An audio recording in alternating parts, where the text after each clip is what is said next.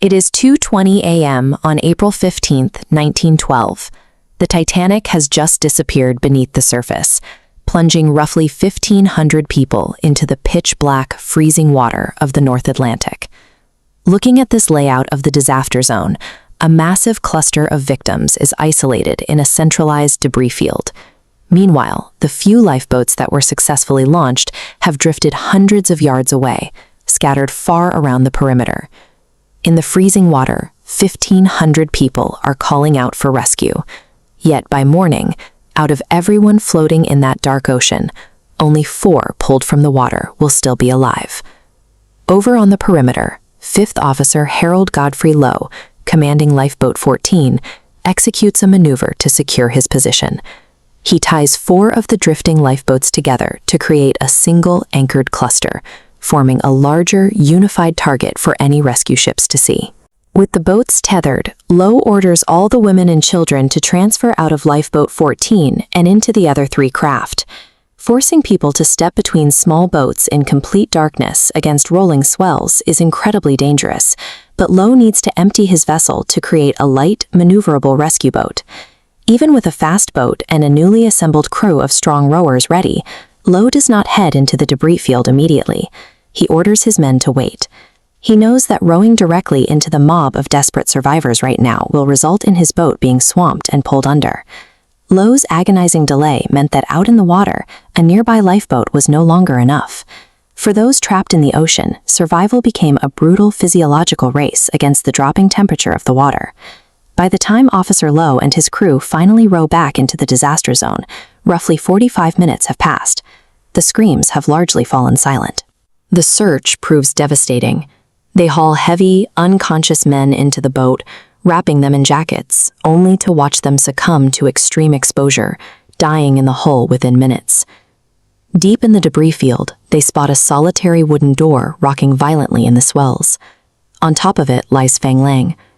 His critical survival tactic was pulling his entire body out of the ocean, using the debris to halt rapid heat loss. When the crew pulls Lang aboard, his clothes are frozen to his stiff body, yet the warmth of the jackets wakes him. Without saying a word, he sits up, grabs an oar, and begins rowing alongside the crew to generate body heat. Not far away, a 23-year-old crewman named Harold Fillmore has constructed a makeshift raft. In the chaos, he managed to shove his upper body through a life ring resting against floating wreckage. Fillmore focused solely on keeping his core above the waterline.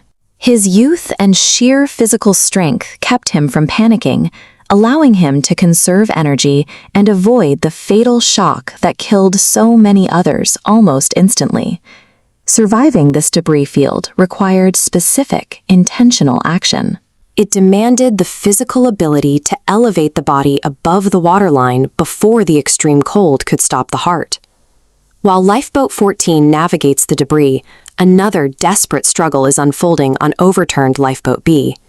30 men are standing on top of the slippery, freezing hull of the upside-down boat in the middle of the Atlantic.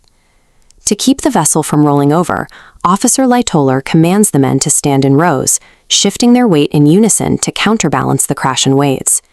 Clinging to the outside of that hull, submerged waist-deep in the freezing water, is Joughin. He remains in the ocean far longer than anyone else, staying alive due to a highly unusual factor: extreme intoxication. Earlier in the night, Joughin chugged a massive amount of whiskey. The high volume of alcohol suppressed his nervous system's normal shock response to the freezing water, preventing the immediate panic and fatal exhaustion that typically follow. The situation is entirely different on Lifeboat A. The boat landed upright during the sinking, but immediately flooded with knee-deep, freezing seawater, trapping the people inside. Standing partially submerged creates a lethal microclimate. Without oars to row or space to move, the passengers quickly succumb to hypothermia.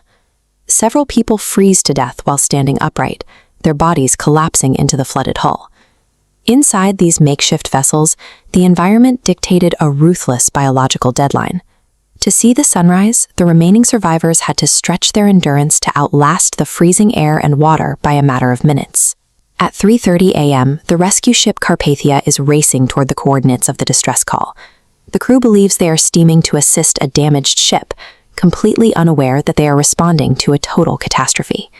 As dawn breaks, Officer Lowe spots the drifting, flooded hull of Lifeboat A. He directs his crew to row over and pulls Roa Abbott and the final survivors from the freezing water, saving the 10 people who made it through the night inside the boat. Around the same time, daylight reveals the position of the men clinging to the overturned hull of Lifeboat B.